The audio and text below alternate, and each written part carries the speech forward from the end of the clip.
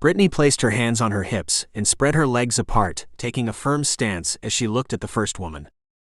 "I am Commander Mickey Mao," she said, looking at and addressing Ryoko and the others in the group. She then turned to Brittany. "I thought we agreed you would inform me of any new developments," said Mickey. "Nothing has changed, Ms. Mao. Just some more new arrivals. This is Mickey Mao of the Chinese military, and her second Akon Watanabe," Brittany told the others. "We agreed to nothing.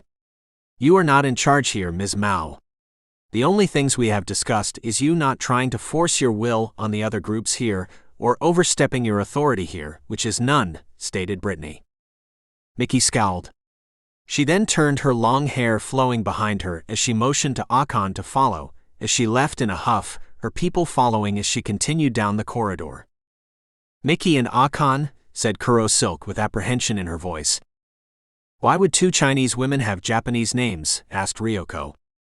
"Well, the first one has the Mao part right," answered Brittany. "I don't think they're military. I don't think those are their real names. I think they're from a branch of Chinese intelligence. Those uniforms I have never come across before, either in person or photographs. I think they're spies that aren't supposed to be here, and got caught stuck in Japan as the shit hit the fan. And they're trying to act all friendly until they can seize power or get out."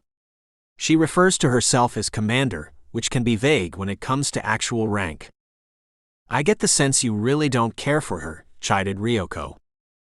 "Her only concern is what her CCP overlords want. She is going to be nothing more than an undermining force as long as they're here," continued Brittany. "Call me old school, but Americans used to have the proper disdain for communists, but that has seemed to have changed in recent years." Brittany turned back to the group. "Well, that covers the basics over what this place is, and what's going on, as vague as everything is. I'm sure you'd all like to get cleaned up. We're still trying to figure out if this place has barracks somewhere, but as it seems to be essential to Japanese culture, it does have a bathhouse. While you clean up, I can have your clothes and/or uniforms laundered. I'm sure you'd want them back, especially if things here go tits up." Brittany then motioned for them to follow, and led them away. Brittany brought them to the lobby of the baths. "Here we are," said Brittany. "Men to the right, ladies to the left. After you get undressed, just drop your clothes in the baskets in the cubbies, and they'll be laundered. Give it about an hour, and you'll have clean clothes and/or uniforms waiting for you. Also, if you wish, I'll have your guns cleaned and you resupplied with ammunition. Or, other weapons cleaned," continued Brittany, looking at Kuro Silk. Kuro Silk tilted her head slightly with a look of slight confusion as she held her katana in hand. "Oh," she muttered. "I'll clean my own blade, thank you." "Oh, and anyone not culturally used to communal bathing, there are private sento down the side halls on either side," informed Brittany. "Wow, this place is amazing," announced Mikaru. "No, this place is a black box, and I have a feeling we're going to be operating out of here for a long time." "Enjoy," said Brittany as she then walked away. Ryoko and Mikaru walked through the curtain to the women's changing area. Lex made his way past the curtain to the men's changing area. As Jack followed, he felt a tug on the collar of his coat. He looked back to see Kuro Zild pulling him back.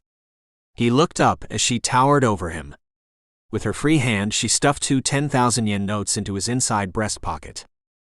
"Make yourself scarce and take a private bath, got it?" she said to him as she directed him down the side hall. "You got it," replied Jack. As he walked down the hall and reached into his pocket to check the money, he said to himself, "I wonder if she'd let me watch if I offered to give the money back. It's not every day you get to see two giants going at it." "What was that?" said Kuro Silk, holding the curtain to the changing area, about to enter, as she looked down the hall at Jack. "Nothing, nothing." "Forget I muttered anything," stammered Jack as he continued on his way.